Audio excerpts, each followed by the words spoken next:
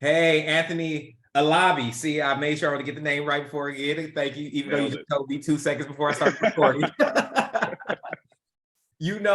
I'm excited for this interview because I'm a big fan of Family Reunion, just because of the message behind it, and you just don't get old with the story. You are able to evolve it, advance it, and touch on subjects without feeling like we have to go deep into it, but it's not Right. on the surface, you know? And Mhm. so I would love to just talk about your journey into getting this role and what Yeah. is it to you today now that everybody's like, oh, that's Maz. That's Maz. Yeah. I know. Right now, it's just like, oh, there he goes. It's like that wasn't always the case. Yeah. I mean, for me, the whole thing kind of started with Raven's Home. Actually, I ended up getting a recurring role on that show, and it was going great. And the head writer there at the time, Anthony Hill, had a friend, Meg Deloach, and she was coming up with a show, and it was called Family Reunion. He told me the premise, and he's like, "Yeah, it's this ex-football player, and he moves his family down south to be with his family, and the difference in the way that his parents raised him and the way he's raising his kids because he's very progressive. It's like a whole thing." I was like, wait, and I thought he was kidding because I was like, this role sounds like it's me. So that doesn't really, and I thought he was joking, and he was like, no, I'm serious. I want you to audition for it. And I go, there's no way that they're going to let me, who at the time I didn't have any kind of, I had credits, but there was no name there, no name recognition. And I was like, they're never going to give me this lead. And he goes, just audition. I go, okay, cool. If I don't get it, can I at least have the brother or something? Because I kind of need a job. So like, I'd appreciate it if I got like some kind of guest star recurring. He's like, yeah, sure, whatever. Yeah. So we went through the process, and I auditioned for the first time with Kim Coleman, and then I didn't hear anything for. Well, I won't say. We auditioned. A week went by. I went to a callback, and then we didn't hear anything for about 2 months. Oh, Two, wow. 3 months, nothing. And for me, I was like, they already picked somebody. Like, that's just what it is. I'm not going to get the part. And then we got a call suddenly that you're testing tomorrow morning at like 10 p.m. And I was like, oh, okay. And at the time, my wife was pregnant, and she's like, all right, let's get out of bed and let's go through these sides and do this whole thing. And then we get there, they canceled the test, and I'm like, all right, they canceled it because they found the guy, and that's it. Another week goes by, and then we get tested again, and I don't think Tia was available, so we just auditioned in front of the room, right, where it's like all these executives that are trying not to laugh at you and just look like this the whole time, and whispering and just trying to make you as nervous as possible. And I went in there with the idea that I'm not going to get this role, so I'm just going to do whatever the hell I wanted. So you managed your expectations. Yeah, I was like, there's no way they're going to give this to me, so I'm just going to go in there and do all the wild, crazy things that I want to do. And turns out the room was fantastic, and they were laughing. And to be honest, I pulled like a George Costanza. Like, as soon as they started laughing and I was done, I was like, all right, see ya. And I like took off, and so fast that Anthony ended up calling me back, and he was like, hey man, listen, thanks for everything you did. I wish it could have worked out, but you didn't get it. And, we really appreciate it. And I was like, oh man, well, thank you for I was trying to be as humble as possible. Meanwhile, my lip is quivering, and I'm like, but then he was like, I'm kidding. You got that. And I almost got into an accident because I was driving. Oh, wow. And I went, oh, what? And then pulled over to the side. I was like, can you just be straight and let me know if I got this or not? Because the joking is just, I can't take it. And so he was like, yeah, you got it. And then we went from there. For the next 4 years after that, it was a beautiful kind of roller coaster ride. That's crazy, especially because before Ravens Home, you did things here and there, right? You were on show and nothing in like a recurring or lead. How was that for you to take a lead role? When did you know you were going to be ready for it, or did you just say like, I'm gonna have to get ready? Yeah, right. Fake it till you make it. No, I it's what I wanted. Right. And it's what I want currently and continue to want. So for me, it wasn't a thing that I was surprised to be in that position. I was surprised I got the role because I just didn't think they would do that. Yeah. But it was more of, I wasn't surprised to be in the position. I was ready for the position. I always kind of live by this thing of you got to learn to be what you want to become. Nice. And for me, it was always that thing of kind of, even when I wasn't a lead in a series, I was the most annoying kind of like guest star / recurring, because I would always kind of act as if I'm part of the production. I would voice my opinion on things. I would have, I would kind of weigh in on decisions when I was asked. I didn't shy away from any of it, because for me, if you're going to be on that stage and if you're going to do those things, then you need to have some kind of backbone to you. You need to have some kind of presentation confirming, like, this is where I belong and this is where I should be. I'm humble, always humble, but I'm never going to shy away from that spotlight or from that position and the responsibility that comes along with that kind of position. Nice. I think that really comes from, one, your background of being also half Nigerian, half Puerto Rican, and the Puerto Rican makes me crazy. But yeah, so it's like you gonna show up and show out. You gonna show up and show out, and it's like, because as an athlete, you can't assert your dominance because then you're annoying. But you have to at least say, like, I'm here. I will some of the grunt. I get that, but I deserve to be on this field right with you. I don't care if someone got it because they failed and messed up. I don't. That's no me. Doesn't have anything to do with me. And you learn that too in football, for instance, early on when you come in as a rookie. You can't come in and be wide-eyed and like, these are the guys I see on TV. You have to kind of almost reach inside of yourself and go above that and just be like, this is who I play with now. These are my teammates. This is the situation, and I just need to adapt to that situation. No one gave me a tutorial before I literally lined up across from Jason Taylor, who's like a Hall of Fame defensive end. And it was like, hey, make sure you say hi to him. It was just like, he's going to attack you now. I hope you can take it. You know what I mean? It's one of those things that you just get thrown into the fire. And for me, that the show felt the same way, where you're thrown into the fire.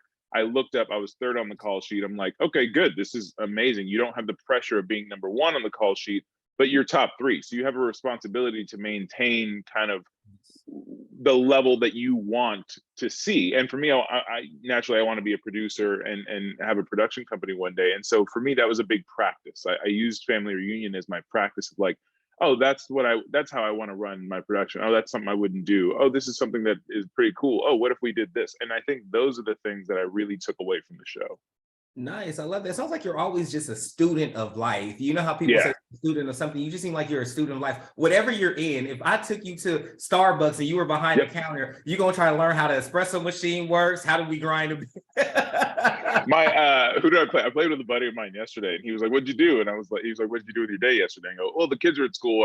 I was free, and I started to spackle all the little holes in the walls, and I sanded them down, and then I painted them and make sure it blends and everything. He was like, where'd you learn that? And I was like, Google. Like, for me, and it's like, anytime you hire people to come and do something in your house, I watch, because a coach said to me once, and this was the best thing I think I've heard, is you either get better or you get worse. You never stay the same. And so every single day, if I'm not getting better, then I'm getting worse, and that's unacceptable.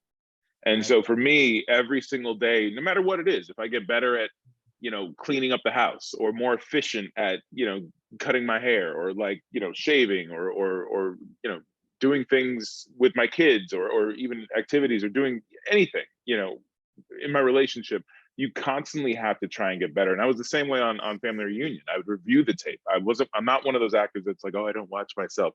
BS. I watch microseconds of myself, because I need to see, okay, that was not good. Okay, that didn't work out. That was really funny. I should do that more. You know what I mean? And you analyze, and that's just the background I come from. From a football background, you constantly are observing yourself, auditing yourself, and making sure that you're squeezing out every bit of talent and every bit of work that you can to get the best product, because you guys are the ones paying for it. And it's not, and for me, I would never ever want someone to pay money, their hard-earned money that they use for their children, that they use for their families, and put it out there to watch me do something, and I'm giving you a half effort. That's disrespectful, and it's unacceptable.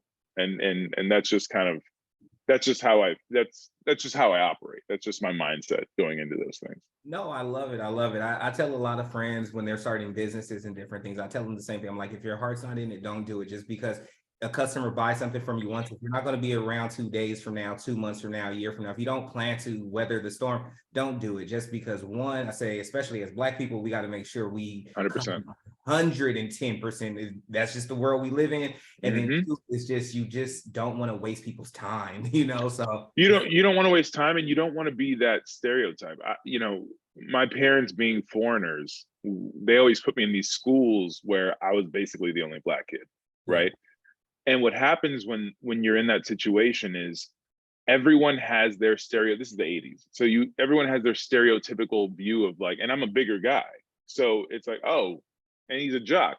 Guess he's big and dumb and just plays football. Yeah. Right. And so my mother was always had this thing of, you need to overachieve. You need to make sure that you show them that you're better than they are. Not just better than they are. I mean, leaps and bounds better than they are. And that's why she's like, you're going to talk better, you're going to walk better, you're going to dress better, you're going to learn things, you're going to be insightful, you're going to be thoughtful, you're going to be humble, you're going to be aggressive, you're going to be assertive, you're going to be talented, like all of those things. And that's a lot of pressure to put on a kid, but it's also something that if you want to be great, those are things that come along with it. And I think that's the thing that is missing a lot of times, is that people want to be great, but they want to put in that work, and they don't want to kind of sacrifice what it is. And I always call it like deferred gratification. I'm eating my spinach and my broccoli and my Brussels sprouts now, so I can have my, fried chicken and my ribs and my all the good stuff later on. Although I'm a vegetarian now, so it's just bad all the time. It's bad all the time. Guess that one didn't work out.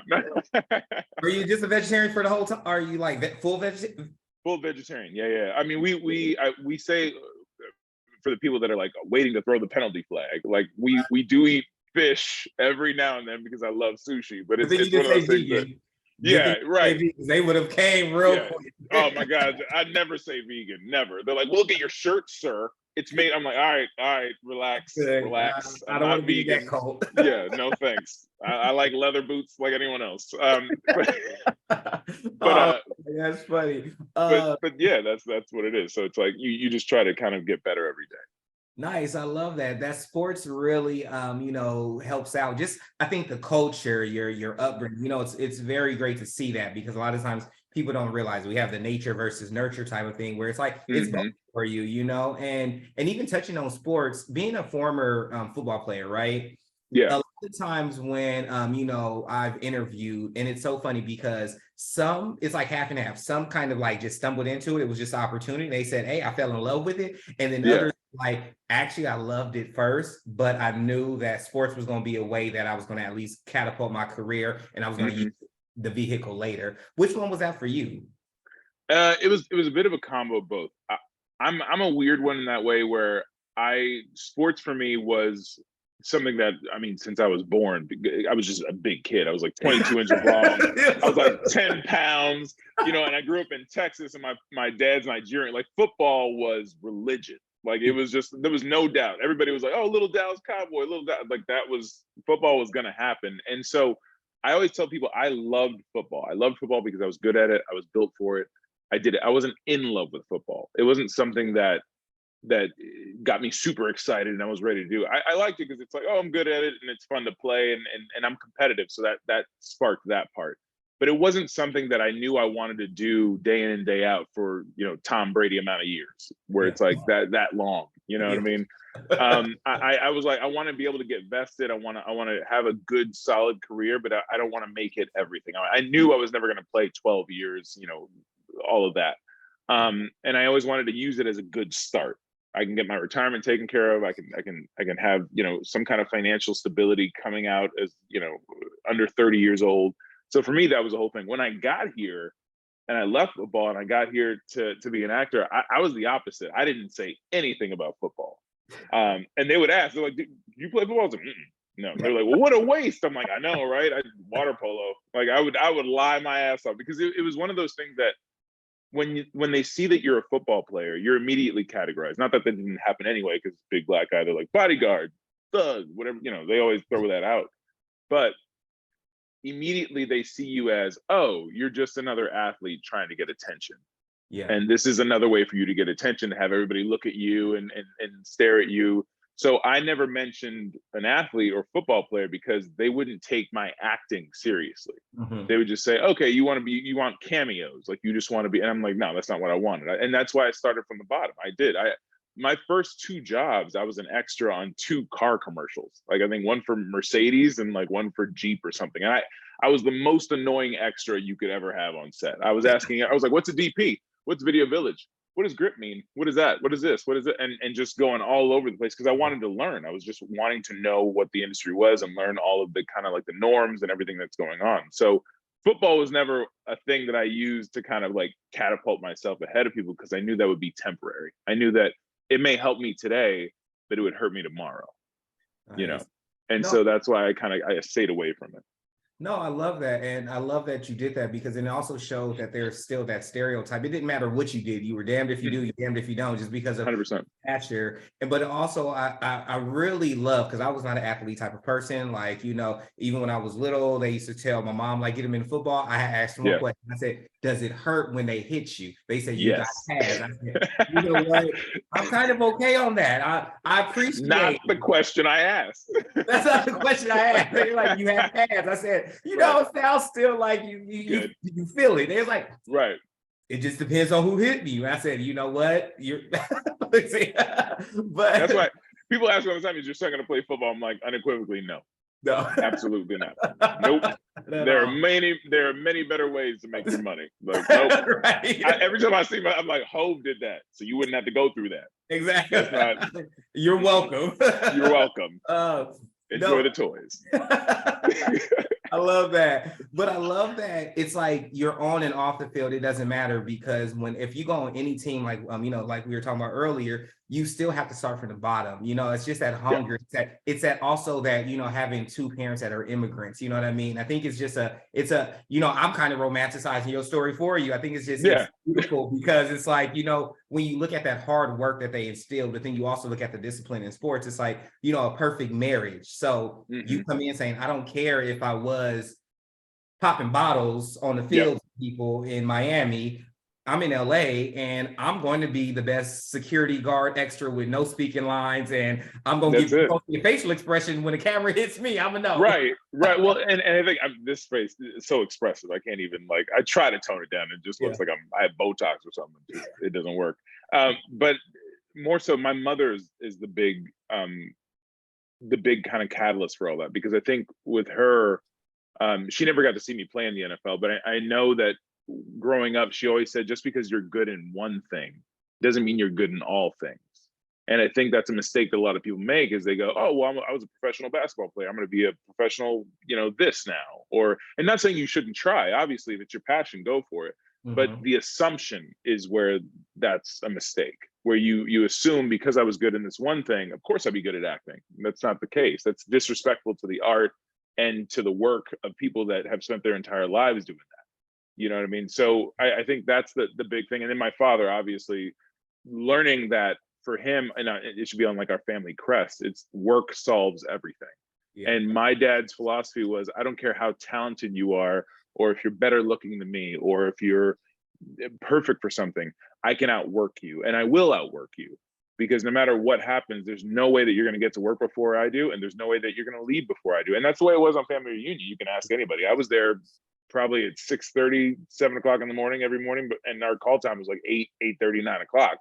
But that, for me, I like to get there, put myself in the arena, start going over lines, think of jokes, think of things I can add, almost to an annoying extent. I would have tons of stuff. I would, because I knew that if I threw a bunch of stuff at the wall, some of it would stick, and they'd love some of it, and some of it they hate. And as time went on the show, I would throw less at the wall because I knew what they would kind of like and what they wouldn't. And I think that's where the fun and the play came in. But none of that would happen if I didn't show up early, if I didn't stay late.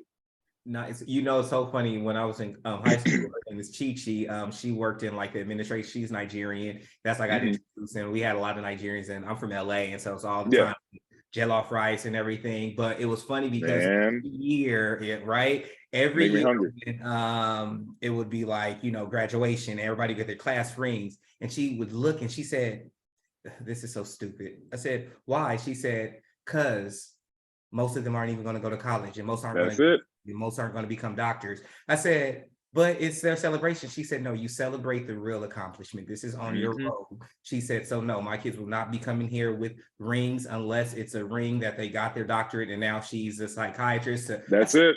Who is that? I said, her kids, she had them all lined up. Her daughter, she's like, she's going to be a brain surgeon. Her son, I was like, "Do you want to be a doctor?" He said, she looked at him, he looked at me, he said, "I will be a doctor." I said, much. That's the way it was with football. That's kind of how it was. And in the same token, my father, I remember when I graduated high school, my parents, it was basically like, it was just quiet. It was like, all right, we can go to dinner. Like we'll do that. But it wasn't this big celebration. And they did that on purpose because the idea was like, congratulations, you made a step. That's it. It was a step. This isn't the end all be all. And I'm not going to give you a car and give you this big party and this big celebration as if it's the end, because it's not. It's an intermediate step. And even when I graduated from college and I got my bachelor's degree, my father was like, oh, that's good. Now you should get your master's. Because for him, every generation should get better. My father and my mother both had their master's degrees. And so for me, that was the bare bottom bone. That's the lowest you can do, is get your master's degree. And I have my master's degree now. And I got it while I was in the league because it was important to me. Even though I was in the NFL making money doing whatever it was, I was still at night and on vacations going to online classes to get my master's degree, because it was in my head that like, it's unacceptable that, for me, it was almost like I was a high school dropout just having a bachelor's degree. Oh, wow. So it was like, I got to get my master's degree. And that's when that happened. And my dad was like, PhD. And I was like, that's enough. I'm done. I'm not doing this. I'm done. I'm sick of this.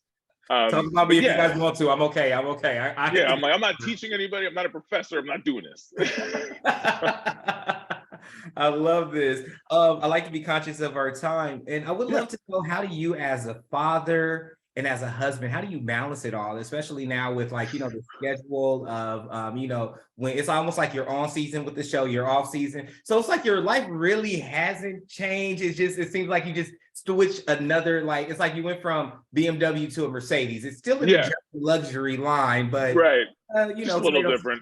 A little different. Yeah, just a little different. No, I mean, it's a lot. I mean, it is. But the great thing is I have such an amazing partner in my wife. I call her the superhero, because we divide everything up, and I enjoy the house stuff. Like, I love cooking. That's my other hobby besides golf. It's like, I just love cooking. I love to cook. So I make all the meals for the house. I make all the lunches. I make all the stuff.